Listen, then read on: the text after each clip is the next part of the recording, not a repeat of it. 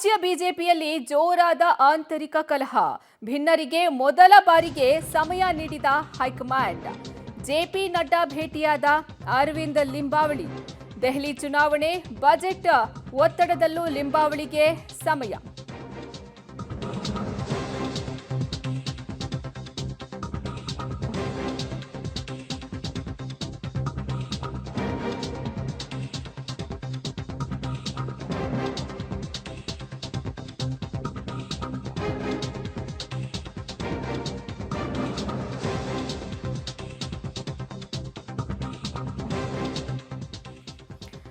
ಸದ್ಯ ರಾಜ್ಯ ಬಿಜೆಪಿಯಲ್ಲಿ ಆಂತರಿಕ ಕಲಹ ಜೋರಾಗಿದೆ. ಭಿನ್ನರಿಗೆ ಮೊದಲ ಬಾರಿಗೆ ಹೈಕಮಾಂಡ್ ಸಮಯವನ್ನ ನೀಡಿದೆ. ಜೆಪಿ ನಡ್ಡಾರನ್ನ ಅರವಿಂದ್ ಲಿಂಬಾವಳಿ ಭೇಟಿಯಾಗಿದ್ದಾರೆ.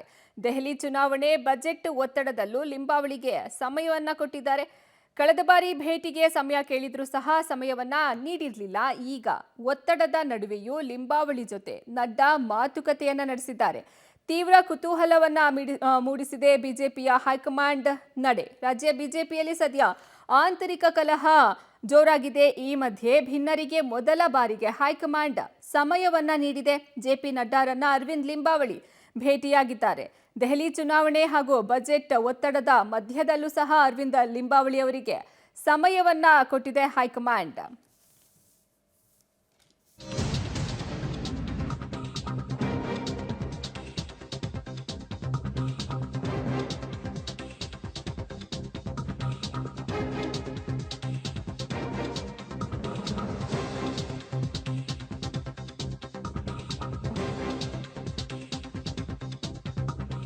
ಹೈಕಮಾಂಡ್ ಮುಂದೆ ಹೊಸ ಡಿಮ್ಯಾಂಡ್ ಇಟ್ರ ಲಿಂಬಾವಳಿ.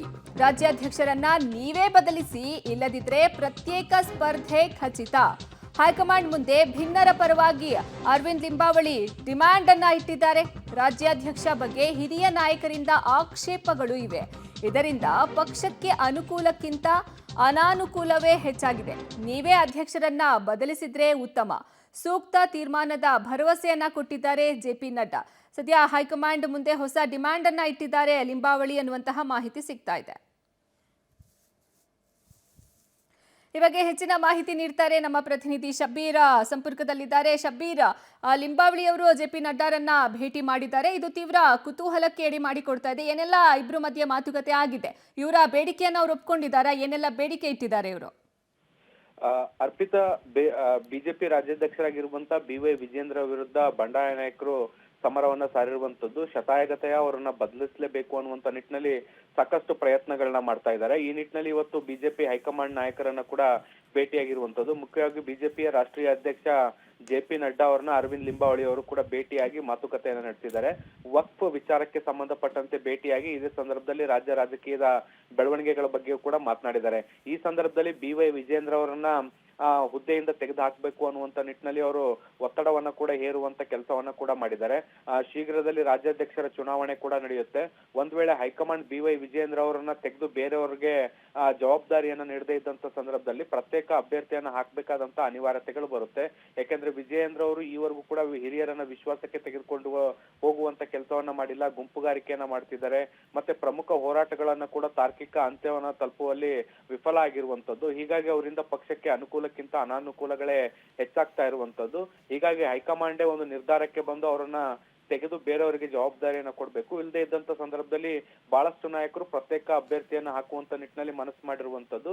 ಹಾಗಾಗಿ ಇದರಿಂದ ಪಕ್ಷಕ್ಕೆ ಮುಜುಗರ ಆಗುವಂತ ಸಾಧ್ಯತೆಗಳು ಕೂಡ ಇದ್ದು, ಹೀಗಾಗಿ ಸಾಧ್ಯವಾದಷ್ಟು ಬೇಗ ನಿರ್ಧಾರವನ್ನ ತೆಗೆದುಕೊಳ್ಬೇಕು ಅನ್ನುವಂತ ನಿಟ್ಟಿನಲ್ಲಿ ಒತ್ತಡವನ್ನ ಹಾಕಿದ್ದಾರೆ.